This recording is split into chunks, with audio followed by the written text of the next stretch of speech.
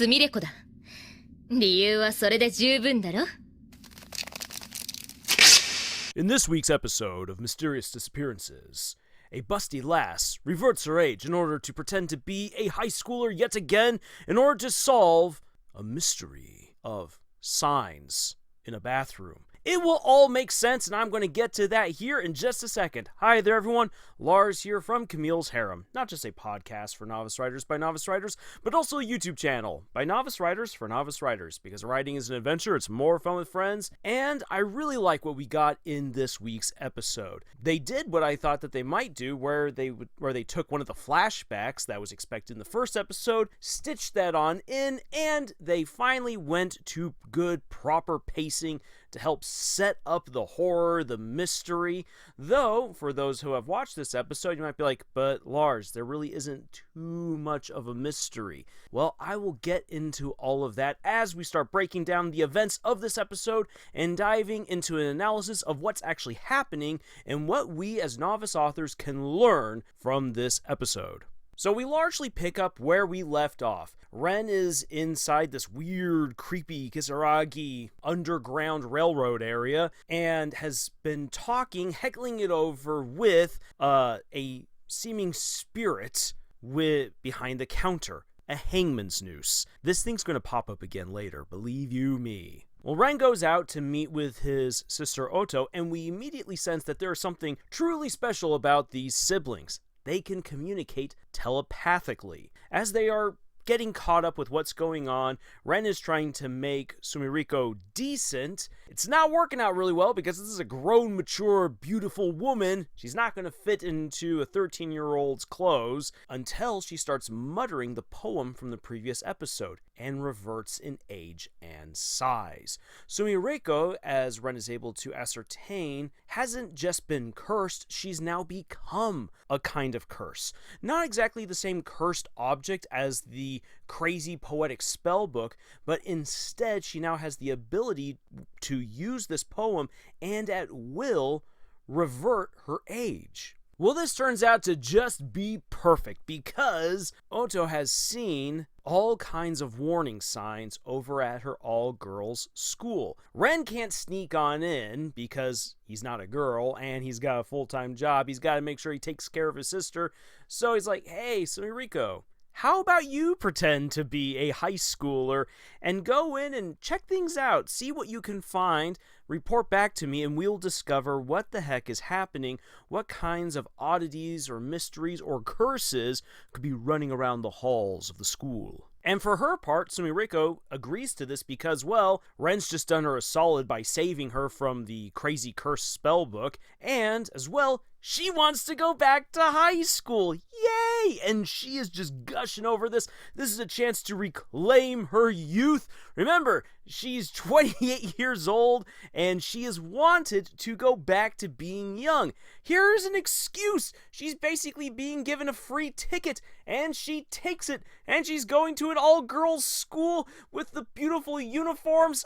This is great. Guys are turning their heads her way, smashing into signs. It's just perfect until Oto shuts her away in the bathroom for over 6 hours and won't let her out, and the only thing she gets to eat is some candy. You do not feel good after fasting for half a day, and the only thing you get to eat is candy. That is a recipe for stomach aches and disasters. But that doesn't matter too much to Oto because she does not like Sumiriko. Now, I will say this right off the bat, this is not a bro-con, cis-con thing going on here. Instead, well, a little bit of spoilers just to help set the context, but Ren and Oto have been on their own now for a very long time. They are cursed. They're trying to get back to their home, another dimension, another timeline, whatever that be. They have been in Sumiriko's for a very long time, cut off and isolated from everyone else, and the only ones that they've had are each other. So for Oto, this is her brother. This is her beloved brother that she's always been around. Now here comes this big busty beauty who is cursed. Her brother's all about this mature woman. Yeah, she's going to feel a little bit jealous. She's going to feel like her world is crumbling even more now. So with the insults of a lonely apartment wife, meaning you're basically a housewife who's a good-for-nothing, hitting on my older brother, you creepy woman, you, as well as, at least in the English translation of the manga, calling her late bloomer senpai. Yeah, Oto's not holding back at all in her disdain for Sumiriko. However, that begins to change when, as Oto takes her out at the end of school, they are caught by all of her little friends, this little gaggle of gals who want to talk about the gossip of the day. They want to know, ooh, who is this new senpai that you were caught running around with? And when they realize Sumiriko is older, like, oh, you must have all kinds of experience with matters of a sexual nature. Please do tell, because there's no bullying or drama going on in this school. We need to talk about something hot and heavy, for crying out loud. We might as well go with the hottest and heaviest stuff. Tell us, how many times have you done the mattress mumbo? Well, Sumiriko is able to take this opportunity and actually use it to milk out information about what's been happening. What's happening to the kids who have been bullied, because you would think that bullying would be rampant in such a large school, but no, bullies aren't around, but kids still seem to drop out. A whole lot of them. There's a lot of girls who have been incapacitated by high fevers and just drooling, basically vomiting out all of their saliva. They're called the dribblers. And when they go back home, they're perfectly fine, but the moment they come back to school, it's the exact same thing. So something is cursing these girls, and Oto is able to see the signs. There are signs each and every place where one of these girls has been cursed. So Sumiriko's dutifully taking down all of these notes until, of course, the girls again want the hot and heavy details. And unfortunately for them, one of the teachers comes on in and says, you shouldn't be here and you shouldn't be bullying each other. She trips over herself. Comedy ensues. She takes Sumiriko on up to the roof and confronts her like, are you being bullied? She's being a good teacher. Are you being bullied? Let me know so that way I can put a stop to all of it. And what we actually get is, I think, a very powerful moment for Sumiriko where she breaks down and is all like, I can't be a teenager anymore. I wanted to be young. I even have the power to be young. Heck, I am young right now. I've almost halved my my life at this moment in order to be a high schooler once again, but I just don't fit in. This is not my society. This isn't my life. I do realize now I want to be an author. I really, really do. And I can't really be that author by being a kid once again. She has internalized the lesson from the previous episode. Huzzah! Character development.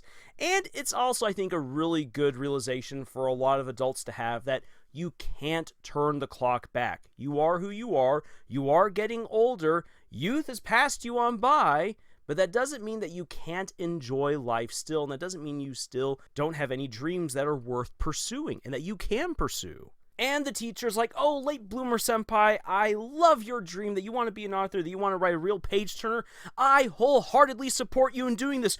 Go forth, my beautiful girl, and be an author, because my dream as a teacher is to empower all of my students in their dreams. And me, as a former teacher, is like, I again agree with this. Putting a stop to all the bullying, yes. Supporting your students in their dreams, yes. Even if they sometimes won't reach their dreams, you still want to support them. You want to give them that positivity and that direction, so that way they can make the most of their life that they possibly can.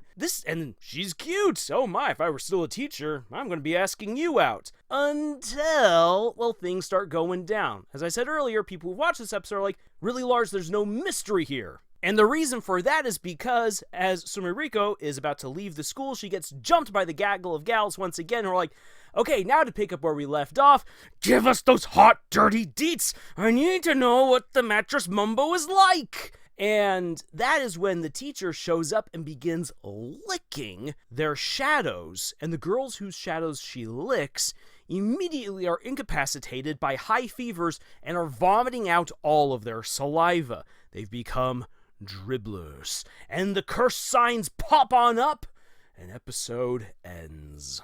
So aside from Sumiriko's character development in connection to the previous episode, and already knowing who the culprit of the curse is, what is there then really to analyze and dig deeper into? Well, there's a few things that, again, if you haven't read the manga, I feel like I need to point out.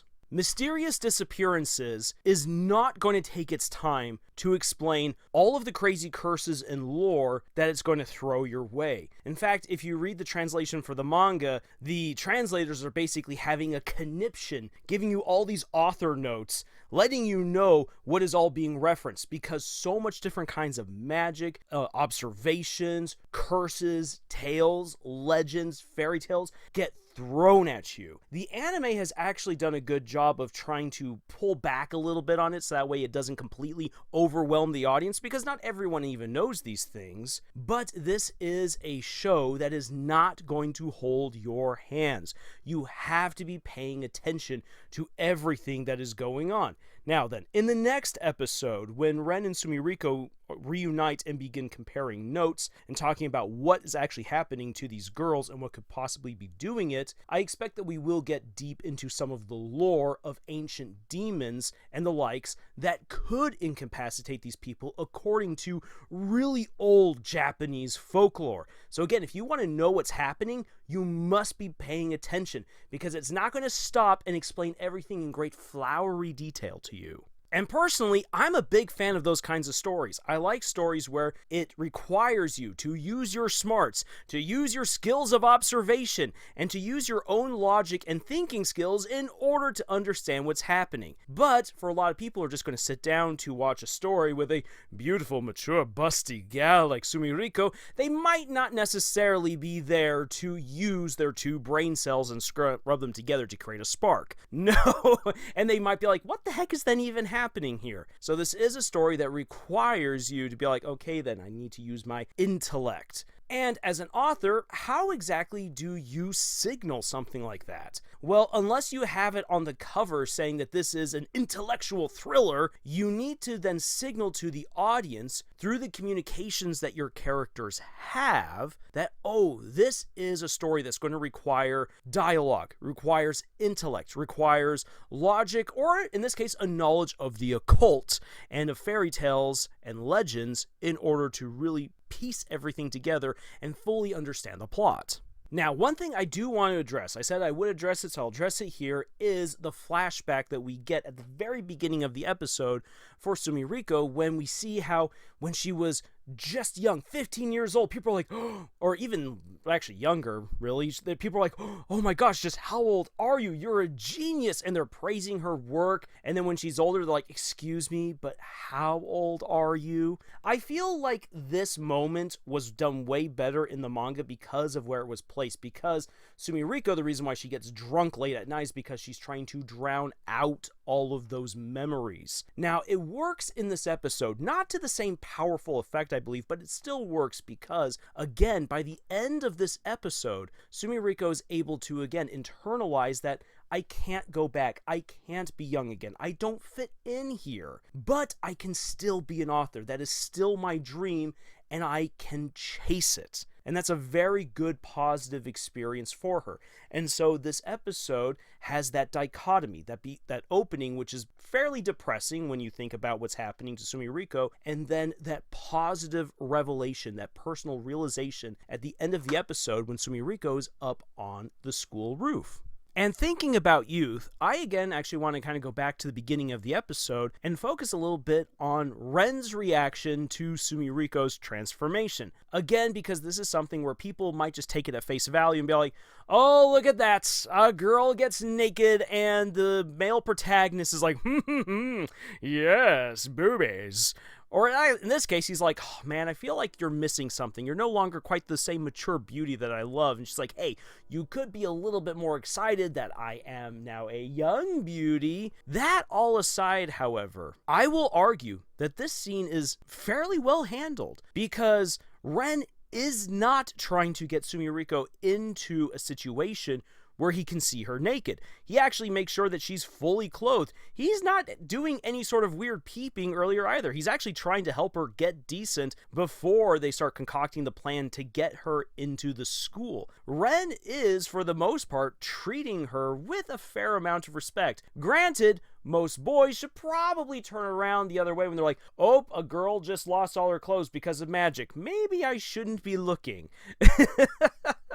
But we all kind of know what story this is. comes back to the plot that is shown at the very opening of every episode.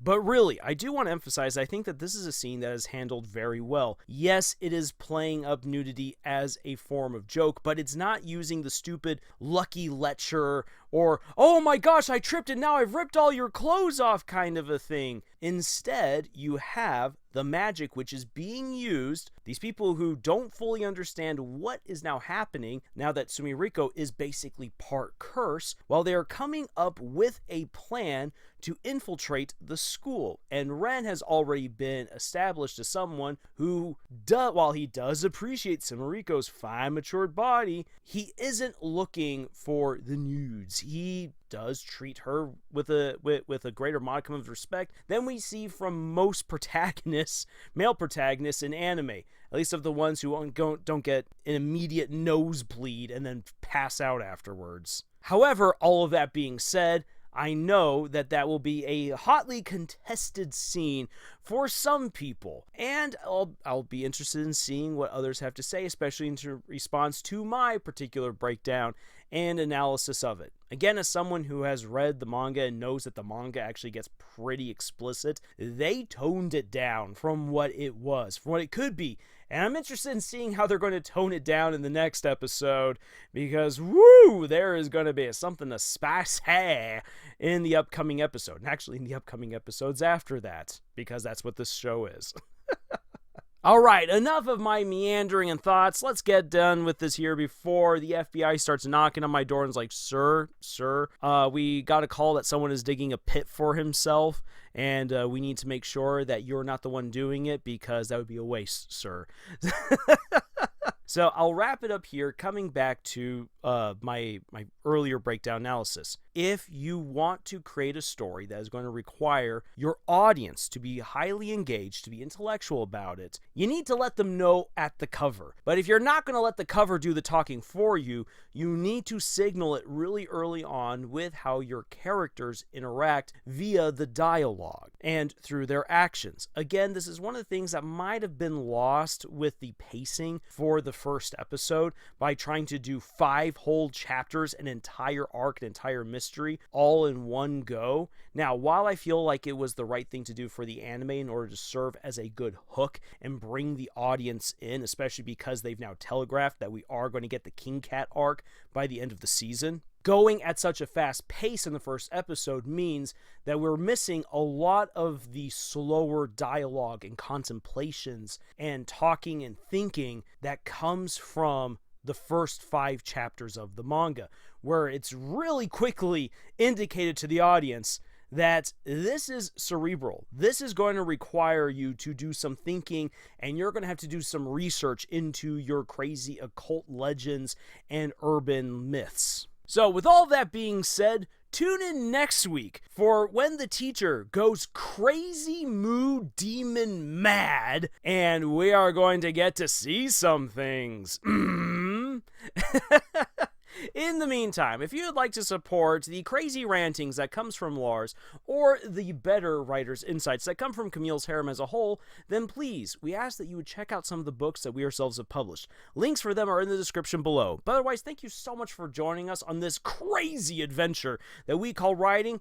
And until the next time, y'all, make sure that your teacher isn't licking your shadow, because you might be getting cursed, and choose. さあ、ワイランの続きっすよ。こら、エロガッパ